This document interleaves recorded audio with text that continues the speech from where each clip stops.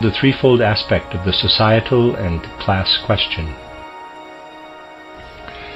Here, as elsewhere in Württemberg and Switzerland, I will address the most incisive and important question of modern times in connection with the recently issued, quote, appeal to the German people and culture, close quote. Most of you will have seen this appeal, which argued for a threefold subdivision of the body social. A complete exposition of its contents is available in my little book titled Toward Social Renewal, but please allow me to fill in a few of the details for you tonight. Since the shattering events of the recent catastrophic World War, societal issues that actually date back to the mid-1800s have appeared in a completely new guise. These issues should be obvious to all human souls who are alert to the signs of the times. If we compare this historical tidal wave with its previous manifestations, we realize that it has now assumed a completely new form that we cannot afford to ignore. In the last 4 or 5 years, it was often said that this terrible, catastrophic world war was unprecedented in human history. In the ongoing crisis it heralded, however, we heard very little about the need for completely new impulses to transform the social order. Although the need to relearn everything and totally change our ways of thinking is quite obvious, we hear nothing about that. Old thoughts are what led humankind into this terrible catastrophe, and new impulses will have to lead us out of it. Real in-depth observation of the societal demands resonating from increasing numbers of human hearts and minds will lead us to these impulses. These demands can be ignored only by those asleep to the times, who will continue to wait out events until the old edifice collapses into oblivion. Today we often imagine societal issues to be obvious or even very simple. But if our judgment is based on truly extensive experience of vital present and future needs, rather than on murky theories or individual personal demands, we must realize these issues as the confluence of multiple forces that have emerged in the course of humanity's development. In a certain sense, these forces carry the seeds of their own destruction within them. To those with a real overview of the circumstances, societal issues present 3 faces: cultural or spiritual life, judicial or legal life, and economic life. During the 19th century and the first 2 decades of the 20th, we came to attribute almost all issues and problems in our public life to economics. This lack of clear-sightedness was due to our belief that if we simply manage to get our bearings in the economic sector, everything will fall into place by itself. Most people today, regardless of whether they lean politically to the right or to the left, fail to see cultural, intellectual, and spiritual activity as an essential aspect of the social order. Consequently, my initial observations tonight will be devoted to that aspect. Current demands for changes in the social order originate in the rank and file of the working class. We will talk later about the 3 aspects of the trials and tribulations faced by working men and women in the times leading up to present conditions. As a consequence of industrialization, soul-destroying capitalism, and other trappings of modern civilization, the working class has been forced almost exclusively into economic activity. This activity, naturally, provides the context for working class demands, which are therefore formulated in economic terms. The issues, however, are not purely economic. Simply by recognizing that old ways of thinking have failed to adequately address the facts, which speak loudly for themselves, we can also recognize that social movements are concerned about more than just economic and legal problems. In fact, the underlying issue is spiritual or cultural. In large parts of the civilized world, we now confront an increasingly obvious failure of the status quo. Political parties of various persuasions have developed platforms and programs that are now proving inadequate to address the reality of our situation.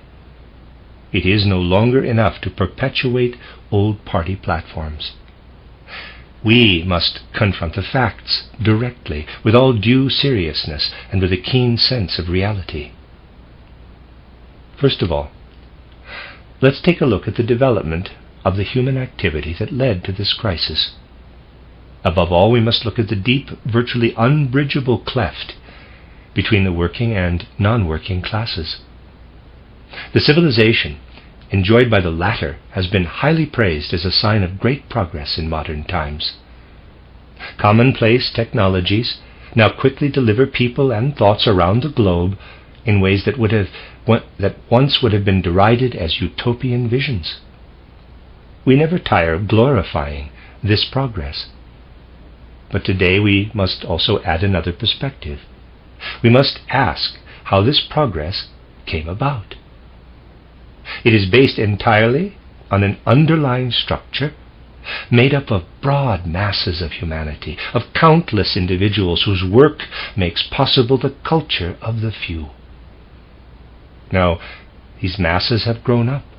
They have come to their senses and are demanding their rightful share. If we truly understand this age we live in, we must see the demands of the masses as the great historical demands of our time itself.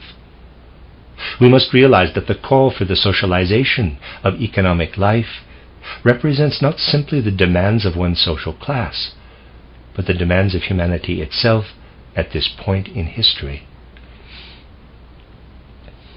The leading classes participating in our much praised civilization have been conspicuous in their inability to rise to the occasion. They have failed to seize any recent opportunities to bridge the gap between themselves and a working class that is increasingly able to articulate its justified demands. More specifically, the ideas that would have needed to flow into our public life in order to bridge this gap have been lacking. An idiosyncrasy of our much praised modern culture is that it has become increasingly estranged from real life. Individuals are aware only of the life in their immediate surroundings. Entire groups of people have been unable to derive any all-encompassing, inspiring ideas or ideals from our cultural institutions. Parenthesis, specifically from our education system, close parenthesis. Let me tell you one typical story that could be repeated tens and even hundreds of times from varying perspectives. Quote, I like to mention the example of Alfred Kolb, a senior civil servant who took his destiny in hand in a most remarkable and admirable way. I say this in all seriousness. I always try to avoid sarcastic comments, and there is clearly no need for them in this instance. At a certain point in his life, Kolb did something that very few civil servants do. Most of them retire and live off their pensions when they have had enough of civil service. Kolb, however, left his post and went to America, where he worked as an ordinary laborer, first in a brewery and then in a bicycle factory. He then wrote a book about his experiences.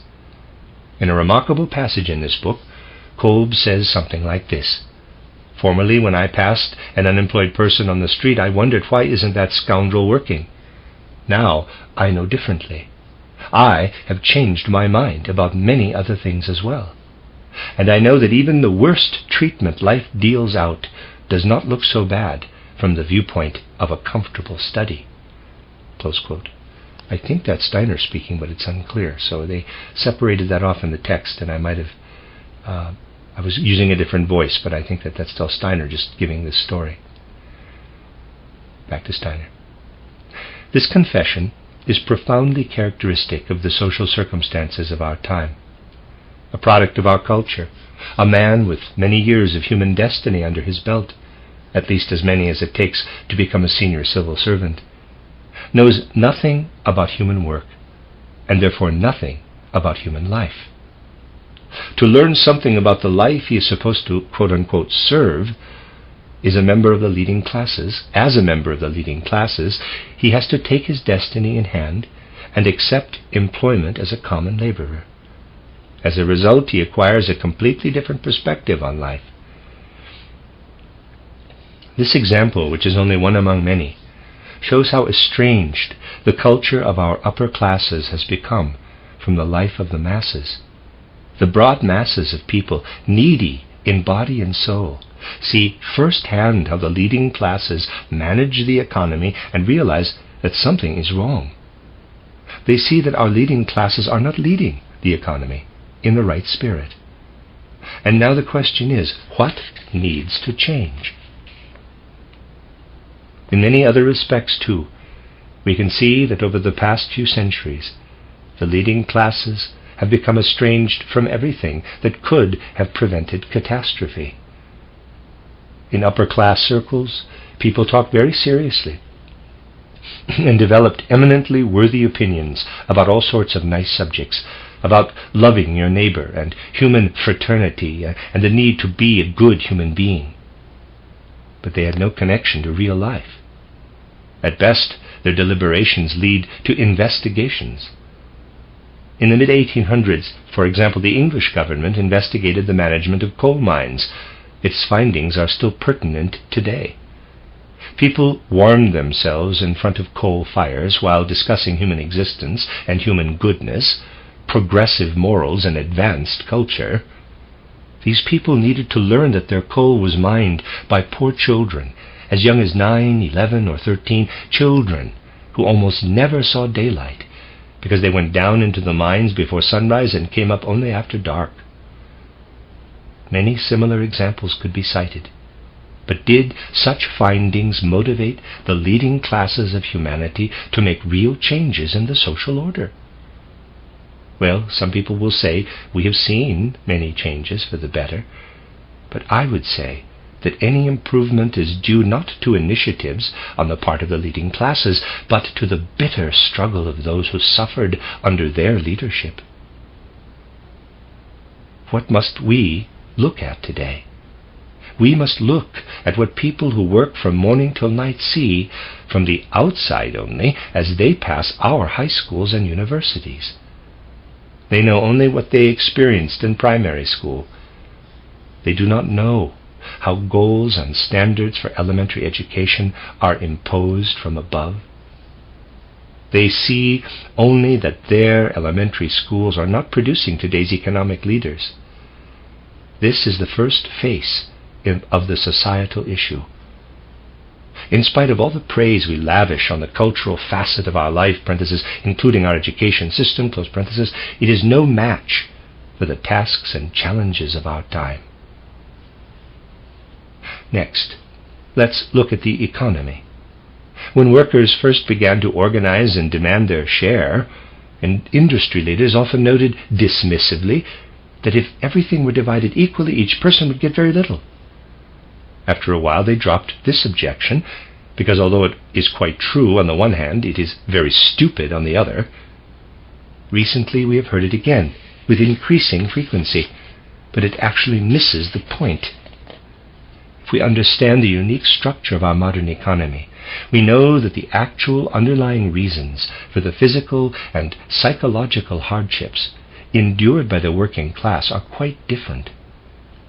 The cultural aspect of our society has been inadequately developed, and as a consequence we do not understand how to channel the increasing domination of the economy by technology in ways that would permit each individual a humanly worthy existence.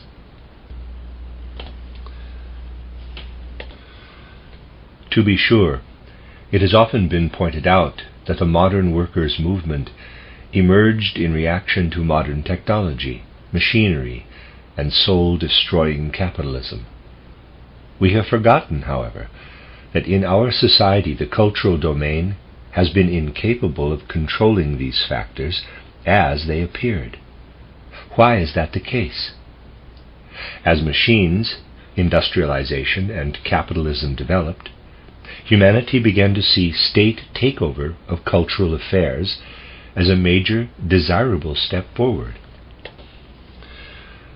Today, any objections to government control of cultural matters still meet with intense criticism. Culturally active people take pride in pointing out the great intellectual progress we have made since the Middle Ages, and it is certainly true that we do not wish to return to the Dark Ages. We need to move forward, not backward. Nonetheless, there is another question that must be raised here. It has been said that during the Middle Ages, intellectual activity in general, and science in particular, existed only to serve theology or the Church. But what does our modern intellectual life serve? Here is another example, again one out of hundreds or thousands, and once again I am speaking about an individual I admire greatly. In my opinion, this man was a very important scientist. He was also the General Secretary of a scholarly society in the vanguard of German intellectual life. In his well-received speeches, he attempted to express what the esteemed members of the Prussian Academy of Sciences considered their greatest honor. Parenthesis, as an historical aside, it should be noted that the Berlin Academy has always been something that sought to express spiritually the impulse of the House of Hohenzollern. Close parenthesis. In the 18th century, one of the Hohenzollerns had to appoint a president for the Academy. I am not making this up. This is historical fact. And did that institution the great honor of installing his court jester at its head. Nonetheless, this great scholar of the late 19th century said that the scholarly gentlemen of the Berlin Academy considered it their greatest honor to be the scientific bodyguards of the Hohenzollerns. Such statements must be seen as signs of the times. We must consider what intellectual activity has become through dependence on the power of the state and the related power of capitalism. If our actions are truly motivated by reality, that is, by life's necessities rather than by any preconceived notions, we will realize, parenthesis, contrary to all of the preconceptions of our time, close parenthesis, that intellectual activity will come into its own as an independent power only when it is no longer subsumed by state activity, and is thus allowed to rely entirely on itself. Everything that makes up our intellectual life, especially the educational system, must be responsible for its own administration, from the highest offices of cultural affairs to the teachers of the lowest grades. Only the forces inherent in cultural or spiritual activity must be allowed to set the standards for administration of cultural and intellectual matters. Those actively and inwardly involved in this field must be responsible for developing its governing body. It must stand on its own feet. This is the first phase of what we are calling the threefold structure of the healthy social organism.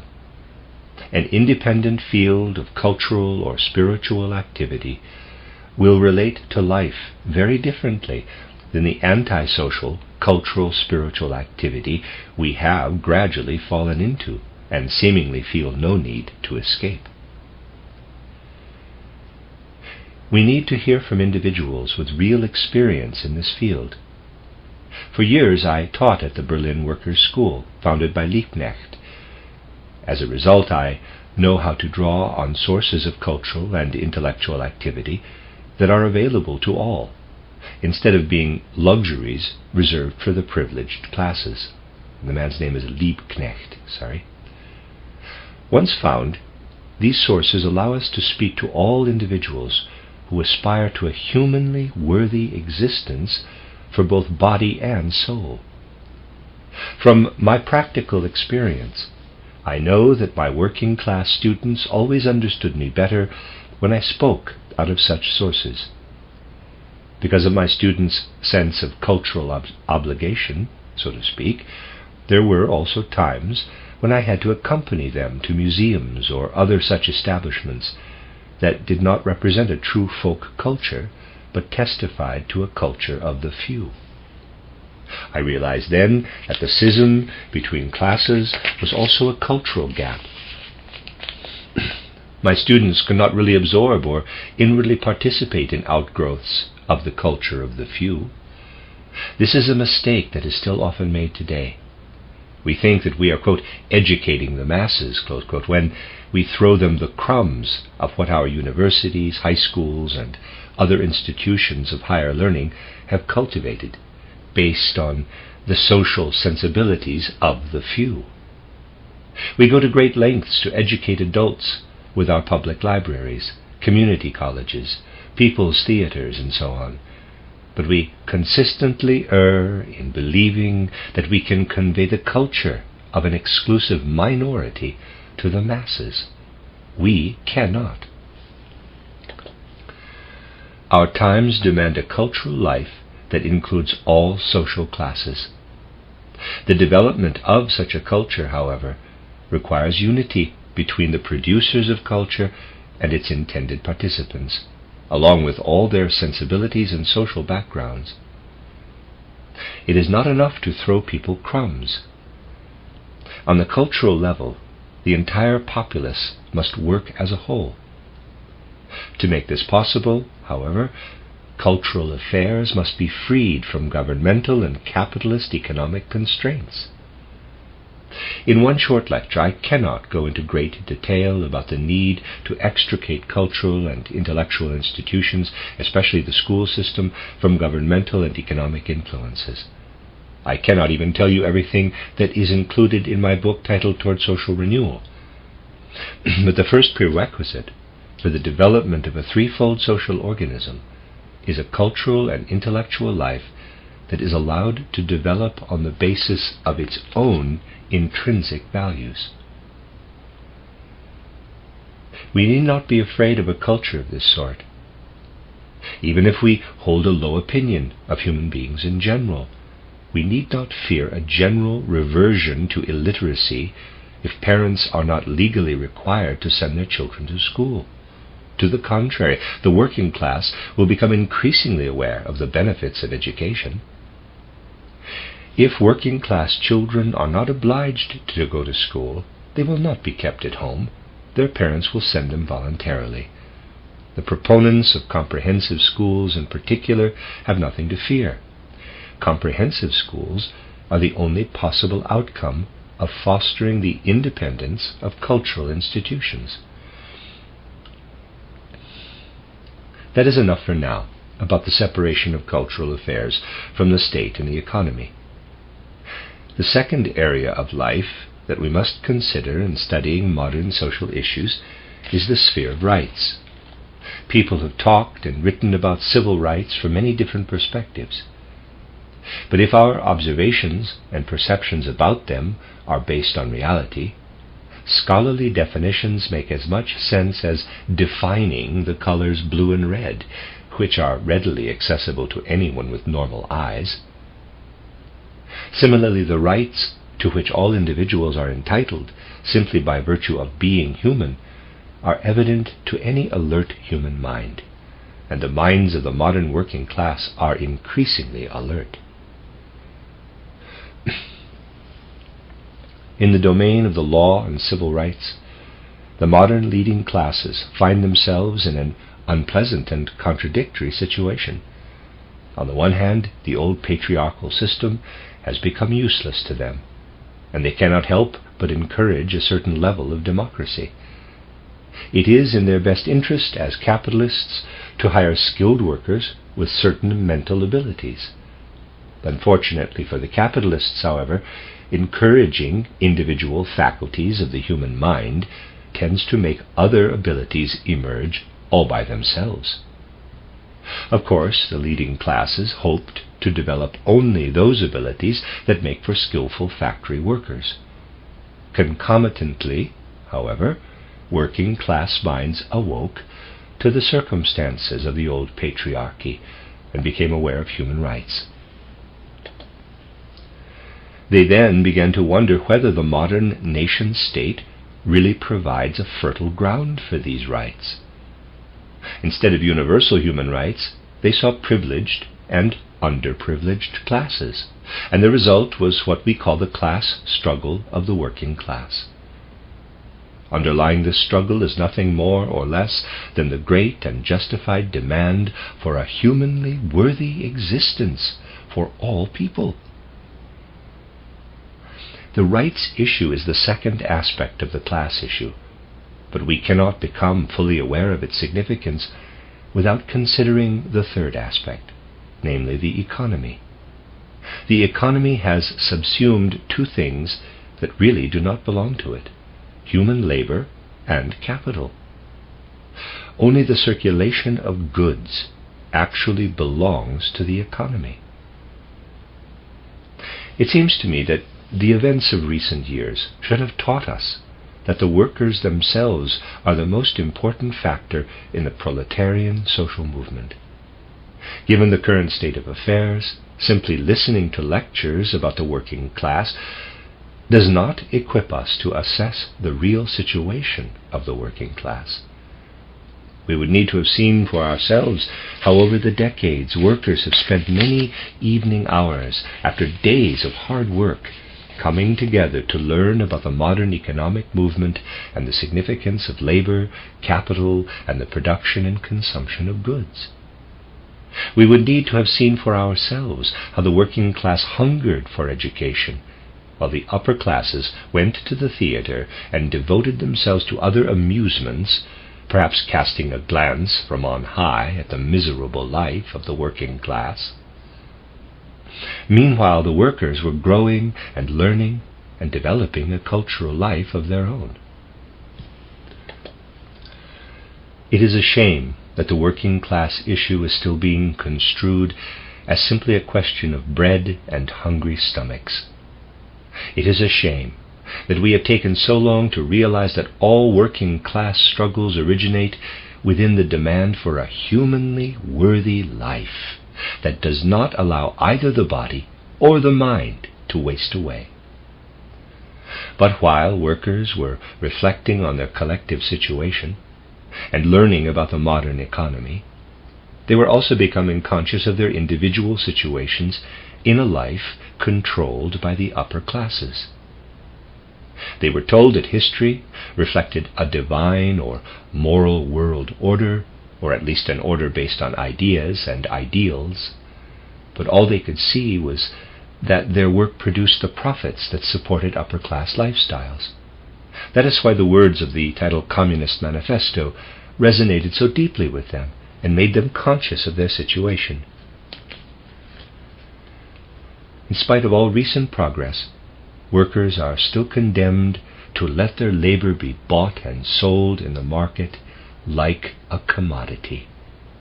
The basis of the working class's demand is the feeling, not always clearly expressed, that it is unworthy of human beings to allow part of themselves to be bought and sold.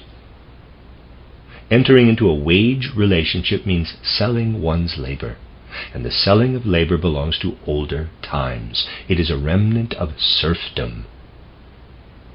Workers have realized that goods belong in commerce, but labor does not. If you take goods to the market, you can sell them and return home with the proceeds, but if you sell your labor, you cannot simply take your money and go home. You have to show up and work. Human beings are forced to follow their labor. That is what the working class experienced as an existence unworthy of human beings. So now the big question is, what must happen so that labor is no longer a commodity? As a rule, members of the upper classes think very little about labor. They simply open their wallets and pay with big bills. Do they ever think about how much workers' labor those bills represent? Whatever their thoughts on the subject, they are not powerful enough to influence the status quo. The point here is that human labor cannot be priced like a commodity. Labor is something completely different, and it needs to be extricated from the economic process. The only way to do that is to see the economy as an independent member of the social body, separate and distinct from the legal, governmental, or political body. Here is an example to clarify what I mean. Economic activity is limited by natural resources. Although our technology may allow us to exploit the land and so on, we cannot do whatever we want with total disregard for natural limits.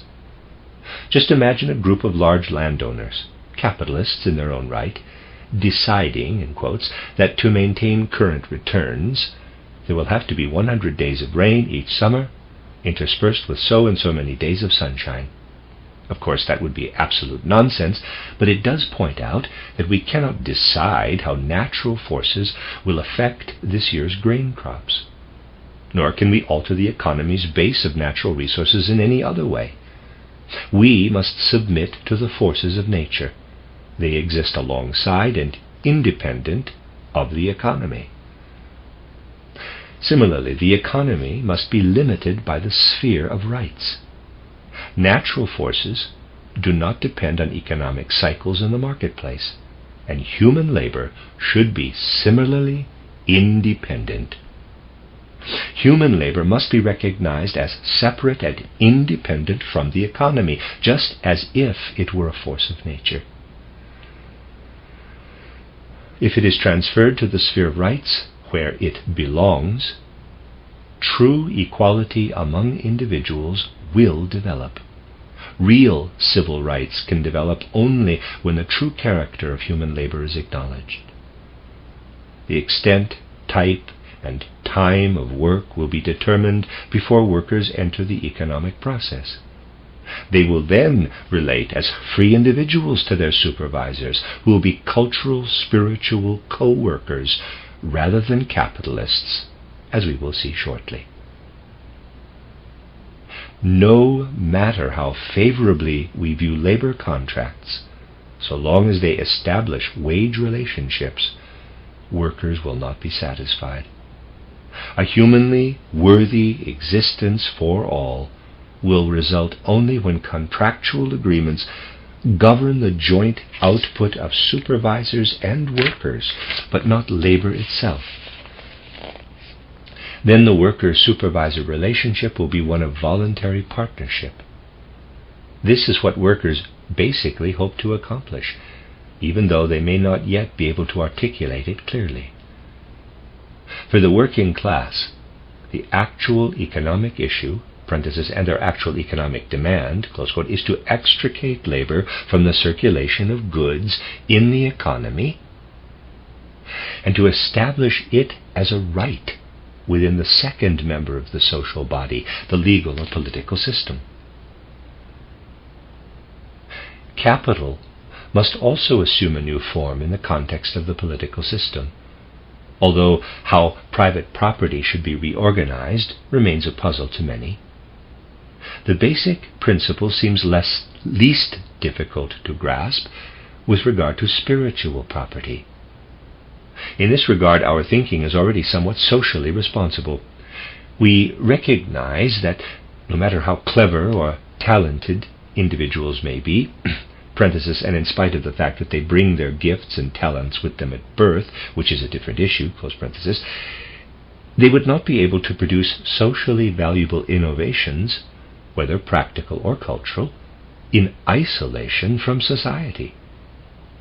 Although patent and copyright periods vary from place to place, and individuals are allowed to benefit from their intellectual property, we recognize, at least in principle, that in the cultural domain, individual benefit ceases a certain number of years after the innovator's death. Intellectual property eventually enters the public domain. It cannot be passed down indefinitely to heirs who had nothing to do with its creation. History demands similar treatment of capital in the future. Just try to explain this to people educated in the capitalist system and see how puzzled they look. Nonetheless, one of the most important challenges of our time is to change how capital is incorporated into social processes. In the future, it will be important for everyone to develop individual abilities that allow them to manage the means of production in their particular field of work. And the, quote, means of production, close quote, are actually capital. It is in workers' best interest to have managers who are good intellectual leaders, so that labor is put to the best possible use. We must understand that in this situation the capitalist becomes an unnecessary fifth wheel. In the future, capital will still have to be raised to fund the means of production for any branch of the economy or any cultural purpose. As I described in my book, Toward Social Renewal, however, once the individual abilities of the person or groups who raise the capital no longer justify retaining the means of production as personal property, these means of production must be passed to others, not to heirs, but to completely different people, to those best able to manage the means of production for the public good. In the future, the means of production, that is, capital, will circulate freely in the social body, just as blood circulates in the healthy human body. Blood must flow throughout the entire body and cannot be allowed to stagnate anywhere. Similarly, capital will not be allowed to accumulate in the form of private property. When it has served its purpose in one place, it must pass to those who will manage it best. It will thus be relieved of a function that has caused grave social damage. Clever capitalists quite rightly say that all economic activity involves sacrificing current assets for the sake of future assets. True enough. But if the economy of the past sows the seeds of the economy of the future and ensures its survival, capital needs to share in the properties of goods in general. Again, such statements about future challenges are met with bewilderment. Real goods are consumed, used up. As they are used up, they go the way of living things. In our economy, as it has been managed so far, capital has been exempt from this fate of other goods in the economic process. Long ago, Aristotle said that capital should not produce offspring. At present, however, it is producing offspring that grow big and multiply. We can calculate how many years it takes for a capital investment to double if left to its own devices. Capital, however, should actually serve only as a placeholder for other goods, and all other goods eventually either wear out or become unusable if they are not consumed in a timely manner. Monetary investment must become subject to the fate of all other goods. Our current economy expects capital investment to double over a period of time. In a healthy economy, however, invested funds would vanish over that same time period, simply ceasing to exist. Today, people are horrified by the suggestion that their monetary investment will not double in 15 years, but will simply vanish because it is consumed or depreciated, along with the goods it is used to purchase. Of course, certain types of savings could be exempt from this rule. Today, therefore, we face major economic changes, not just minor adjustments. If we do not summon the courage to trust these changes, the social order, or rather disorder or chaos, will overwhelm us. People today have no idea that they are dancing on a volcano. They find it easier to persist in old habits. But our time actually demands not only institutional changes, but also relearning our very ways of thinking.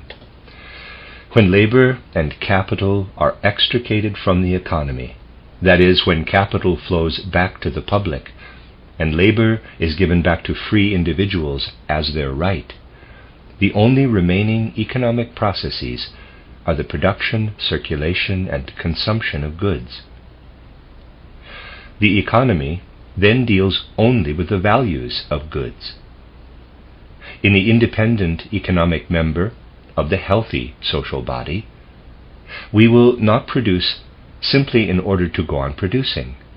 We will produce in order to consume. Consumers, producers, and professionals will form cooperatives and associations, corporate entities that will serve functions now left to chance in the marketplace. Today, production is governed by supply and demand, which are totally inaccessible to human thinking and human judgment. In the future, these new corporate bodies will decide which factors in commerce will determine price structure, that is, the value of goods. This is the only way that each individual's production will be exactly comparable in value to everything he or she needs until the next round of production. Economic activity will become equitable. The prices of certain goods will not be out of proportion to the prices of other types of goods. Today, when wages are still embedded in the economic process, and production workers are not the independent partners of the intellectual workers who are their managers, the workers are always forced to fight for higher wages. But if higher wages close one hole, they open another. Groceries become more expensive, and so on. This can happen only in an economy polluted with capital and wage relationships. By contrast, in an economy in which associations or cooperatives determine the value of goods on a rational basis rather than on the basis of supply and demand, which are subject to chance, every individual will be afforded a humanly worthy existence. Such an economy is truly what the working class is demanding. This demand is clearer in certain specific areas. For example, in the case of works councils, joint employee management committees with specific legal powers and responsibilities, which have been so mangled by recent legislation. If the works councils are to become what the working class is demanding, they cannot be set up to serve the state, as intellectual institutions were in the past. Their independent, socially responsible activity must be allowed to thrive in the context of the economy. For this to happen, however, the economy itself must be independent and self-governing. In addition to factory works councils, we will need transportation councils and other councils that develop as needed on the basis of purely economic activity, and establish their own bylaws based on economic experience. I know that a great many people today say that we lack the economic literacy needed to implement such changes. That, however, is how people talk about ideals when they prefer to avoid acting on real possibilities. When we realize that practical knowledge is infinitely more valuable than any knowledge imposed from above, we will recognize the need for works councils, not only in individual factories, but also as liaisons among many different businesses. They will need to join together in larger associations. As long as their foundations are purely economic, they will not exist simply for decoration, but will become the actual human factor in shaping the economy. That is what must happen. What I have dubbed the threefolding of the social organism is not the product of specious reasoning or murky theorizing. It is based on direct observation of what life demands of us now and will demand in the future. Our present culture provides no real basis for focusing on what reality demands, and as a result, very few people are able to do so, which is a real shame. Today people malign truly practical ideas as, in quotes, ideology or, in quotes, utopian. What are the underlying reasons for this negativity? Some say we must socialize the means of production. So do I. But I also say that we need not only goals, but also ways of achieving them, and the courage to do so. People often tell me that what I say is hard to understand. Admittedly, looking at real life instead of judging it on the basis of subjective demands requires more effort than we are accustomed to applying. It is imperative, however, that we summon the inner courage to think radically about certain things. That is what our time demands of any conscious individual. I must say that in the past 4 or 5 years, I have met people who understood things I did not. They arrived from certain places, claiming to understand things they kept in nice frames so they could look at them all the time, things that came from central headquarters and the like. They understood, however, because they were ordered to understand. The understanding that comes from inner courage, however, can never be commanded. Now the time has come when people must no longer permit themselves to be commanded to understand. Instead, we must learn to base our assessment of what is needed on our life experience and in an unbiased way before it is too late. In general, I am reluctant to recount personal incidents, but life today is dominated by personal events, and individual experiences can be both strange and representative. In April of 1914, I was obliged to comment on the socio-political situation in Europe at a small gathering in Vienna. Parenthesis, note the time and place. As you know, the catastrophic World War started in Austria. Close parenthesis. I said something to this effect. Anyone who looks at the social conditions that have gradually developed must feel great concern for our civilization, because our society has developed a cancer that will soon reach the crisis stage. And in fact, the World War broke out a short time later. At that time, I had to point out that international capitalism was driving us into a crisis. Like anyone else making such statements, I was denounced as an impractical idealist or a utopian ideologist. Of course, at that time, in quotes, practical people were speaking very differently about the world situation, with no mention of the prospect of a social cancer. Consider, for example, what the German foreign minister said to the enlightened members of the German Reichstag. We must assume they were enlightened, since they were appointed to their posts. In the spring of 1914, he said, "We are heading for peaceful times. We have seen gratifying progress toward a general relaxation of tension.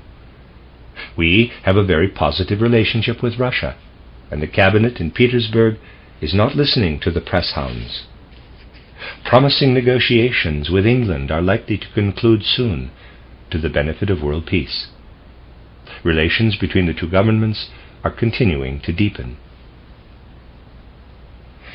These were the words of a practical individual who was not derided as an idealist. The, quote, general relaxation of tension, close quote, progressed so well that it soon resulted in the crisis we all suffered through. Under the circumstances, it was not entirely comfortable to hear speakers at the recent League of Nations conference reiterating old habitual thinking on all sorts of subjects. They failed to say anything relevant about the modern social movement, which is the only thing capable of founding a true League of Nations. These old habitual ways of thinking often lead to very strange answers coming from very intelligent people. Parenthesis, I certainly don't want to underestimate people's intelligence. Close parenthesis. In Bern, one such intelligent gentleman recently told me that he could not imagine that threefolding would accomplish much, since ultimately it all has to come together in a unity. Civil rights cannot be limited to the political sphere, and so on. But My point is that the sphere of rights must develop on its own terms if we are to have rights in the economy and in cultural affairs. People say that I am attempting to chop the body social into pieces, but that is not what I am talking about. The point is to give the social organism 3 strong legs to stand on: a healthy rights sphere, a healthy economy, and healthy cultural institutions. When these exist, the overriding unity will develop of its own accord, and it will be the centralized state we idolize but have to abandon if we want socialism. For more than a century, people have talked about equality, liberty, and fraternity as the 3 great social ideals or impulses for humankind. The highly intelligent people of the 19th century, who proved that these ideals could not possibly be achieved, had been hypnotized by the idea of the centralized state, and therefore saw these ideals as contradictory. But now it is time to implement these ideals and to take up these 3 social impulses, which can only be done in the context of the threefold social organism. In a self-determining domain of cultural and intellectual affairs, individual capacities must develop on the basis of freedom. In the sphere of rights, which includes employer-employee relationships, the prevailing principle must be inherent equality of all human individuals. And the economy must be governed by the true sister and brotherliness that can flourish only in cooperative associations, whether of consumers or producers.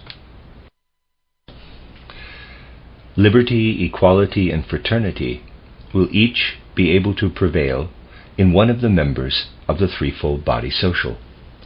Liberty will thrive in cultural and intellectual affairs. Equality in a democratic sphere of rights, and fraternity in economic activity. Today I have been able to present only a few of the most important perspectives on what we must consider in these serious times if we truly want to escape from chaos and confusion instead of falling deeper into them. Rather than thinking only of small changes, we must summon the courage to admit that a day of great reckoning is upon us. Alert minds see what is coming and realize that we do not have much time to debate what to do. Therefore, let us set out on the path that presents itself to us today, the path to a threefold social order that lies before us. Is this a path of impractical idealism? It seems so only to those who prefer to perpetuate the, in quotes, practicality that brought us the catastrophe of a world war. To heal the body social, we must fundamentally abandon any superstitious idolization of so-called practicality that is nothing more than brute human egotism. We must subscribe to an idealism that is not one-sided, but based on real practical life experience.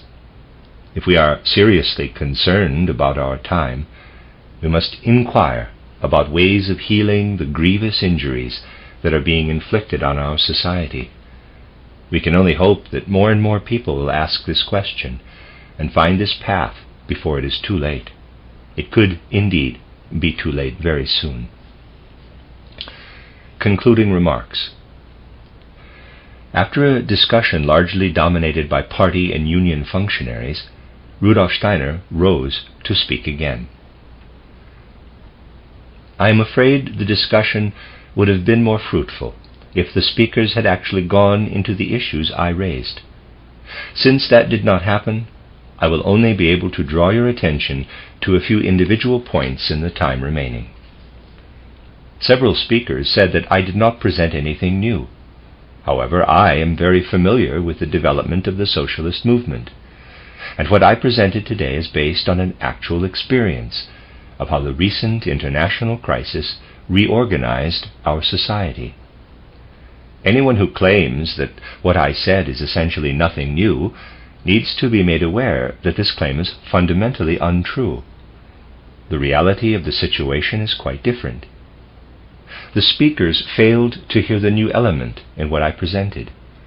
They heard only a few obvious and well-deserved criticisms of the existing social order, slogans they have been accustomed to hearing for many years. That is all they heard. They heard absolutely nothing of everything in between, nothing of what I said about the threefolding of the body social, or the real socialization it could achieve. Presumably they failed to mention any of this in their contributions to the discussion because they did not hear it. I understand that. I also understand, however, that this state of affairs cannot lead to a fruitful discussion. For example, one speaker who seemed not to have lived through the last 5 or 6 years expounded on the same old theories that had been dealt with so many times before this catastrophe began. He conscientiously restated all the theories of surplus value, and so on, which are certainly quite true, but have already been presented countless times before. The only thing he forgot to consider is that we are now living in quite different times. He forgot, for example, what a highly respected socialist leader said a few months before the German capitulation, namely, that when this catastrophic world war is over, the German government will have to relate very differently to the working class and involve it in all government actions and legislation. Socialists also said that the socialist parties would have to be taken into account. Well, that has not happened. The wielders of power sank into the abyss, and your parties watched it happen. These parties now face a completely different international situation, one that requires us to learn to listen to the most urgent current needs. We must not simply ignore new ideas or choose to hear only the voices of long-standing parties within the socialist movement. If we do, we are in grave danger, a danger that was actually always present in the old international order, which paved the way for reactionaries. How? By dismissing any effort to perceive the reality of the situation and base actions on this reality. Instead, actions were derived from mere ideologies and philosophies having nothing to do with reality. The worst thing that could happen now would be for the Socialist Party to succumb to some sort of reactionary paralysis that would prevent it from actively dealing with the facts which speak so loudly for themselves. That is where we stand today. After making the acquaintance of a number of Marxists, Karl Marx himself said, "As for myself, I am no Marxist." Parenthesis, real innovators often have similar experiences, close parenthesis. Marx always showed that he was able to learn from events, in particular the events of 1870 to 1871, and to adapt to changing times. Today, no doubt, he would admit the possibility that threefolding the body social represents a solution to the social and class problem. Whenever innovators suggest new ways of thinking and acting that require real courage, people say they offer goals but no way of achieving them. Has anyone else introduced the idea of a self-liquidating government? That is truly an unusual idea. Old governments, and even the socialist government, have no intentions beyond being conscientious extensions of what government used to be.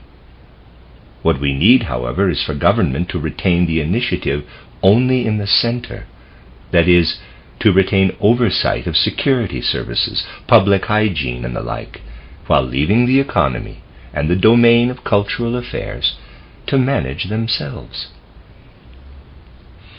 This is not a theory and not a philosophy. It is an indication of what needs to be done. And the first step in implementing it is to understand that it is necessary. In turn, that understanding requires a willingness to relinquish old habits and to stop hearing what we want to hear while ignoring everything unfamiliar. When speakers get entangled in practical contradictions without noticing it, they demonstrate the impossibility of finding practical ways forward. One speaker, having said first that real political power rests on economic underpinnings, then went on to say, after a number of other remarks, so that juxtaposition was not obvious, that we must seize political power in order to seize economic power. On the one hand, therefore, he is saying that whoever has economic power also has political power. But a few sentences later, he says that we must have political power first, and then we will also have economic power. It is impossible to develop practical approaches with people who talk like that. The ability to think clearly, without confused trains of thought, is a prerequisite to any truly practical approach. We will get no further by clinging to objections such as, given people's predisposition to comfort and convenience, they will have to be forced to send their children to comprehensive schools. That was the reasoning of the former wielders of power. The members of government were truly no more intelligent than their constituents, but they were always convinced that people would do nothing voluntarily and would have to be forced to act. It is strange to see this sort of reasoning now appearing among socialists, when the reality of the situation demands receptivity to actual needs rather than clinging to entrenched theories and the like. Anyone who says, quote, we must seize power, close quote, is speaking in vague theoretical terms. Seizing power without knowing what to do with it results in no progress at all. Go ahead and seize power. Power is for the birds if you have no inkling of what to do once you have it. Before coming to power, it is essential to be quite clear about what you intend to use it for. The resolution of November 9 is over. Whether successfully or not is a question of perspective.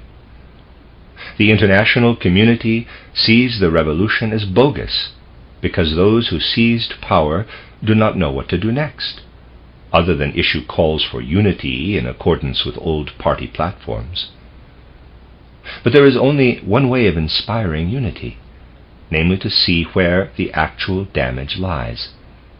This is how the threefolding impulse is trying to bring about unity. Objectively speaking, it is simply a slander to say that a new party or a new sect should be founded. That is nonsense.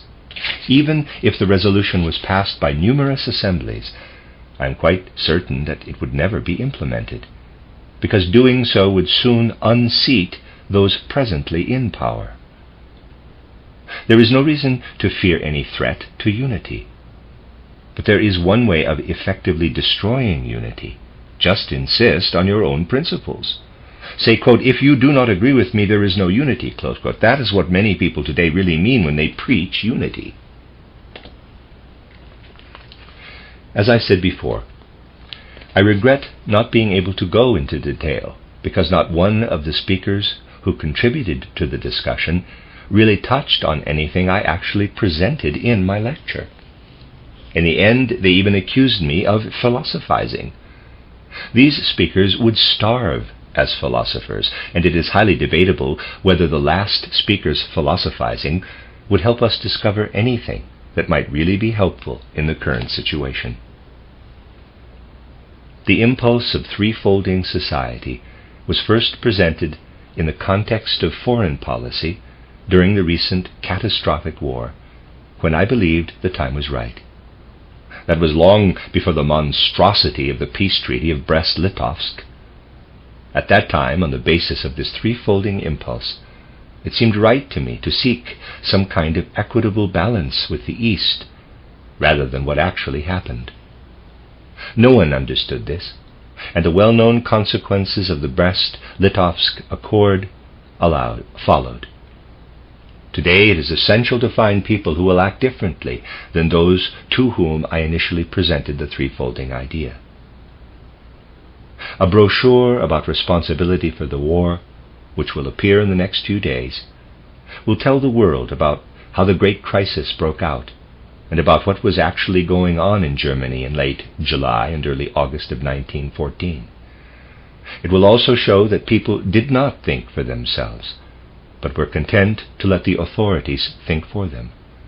This apathy, far from producing a rational foreign policy, led to the nadir of German foreign policy on July 26th. The world needs to be aware of events within Germany in July and August of 1914, which are soon to be brought to light through the memoirs of the individual most involved in those events. We will see what opportunities we missed, because the authorities persisted in their usual ways of thinking, while everyone else basically allowed themselves to be told what to believe.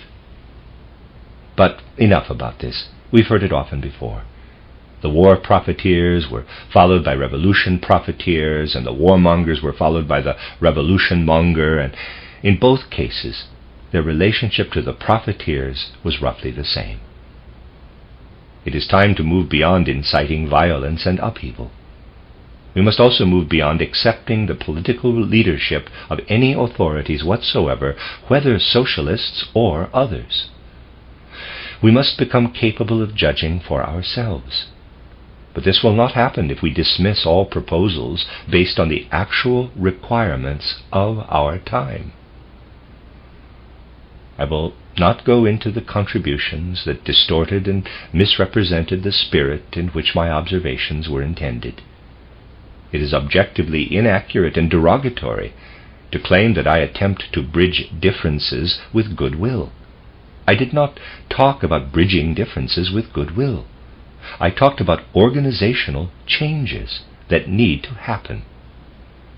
Making our cultural, economic, and political affairs and their institutions independent of each other has nothing to do with goodwill, but everything to do with objective descriptions of what needs to be done. I fully agree with anyone who says that we must first have power, but I am not at all clear that wielders of power will know what to do with it. If we simply intend to barge ahead, leaving the unenlightened masses behind, we will find ourselves in much worse circumstances than before. In contrast to the philosophizing of others, who may feel terribly practical if you say, quote, "The French are completely impoverished and can't give us any bread. England has also been broken by the war and can't give us any bread. America is too expensive for us, but we can get bread from Russia," close quote. Well, in spite of reports to the contrary, it is safe to assume for the moment that the English have much more bread than the Russians. Expecting bread from the Russians has no basis in fact. The essential point now is to grasp the reality of our situation and to acknowledge that we need new ways of thinking.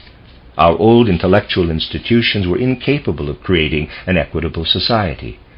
For that, we need a new spiritual life, which can be accomplished only by freeing cultural and intellectual spiritual affairs from political constraints. Similarly, labor needs to be extricated from economic conflicts and protected by an independent constitutional state.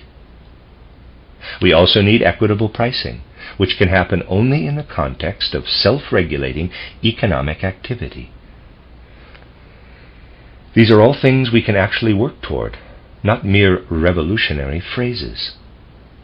If we have the courage to introduce them, they will truly change the world. I believe this will become apparent if you apply enough thought to the threefolding of the society.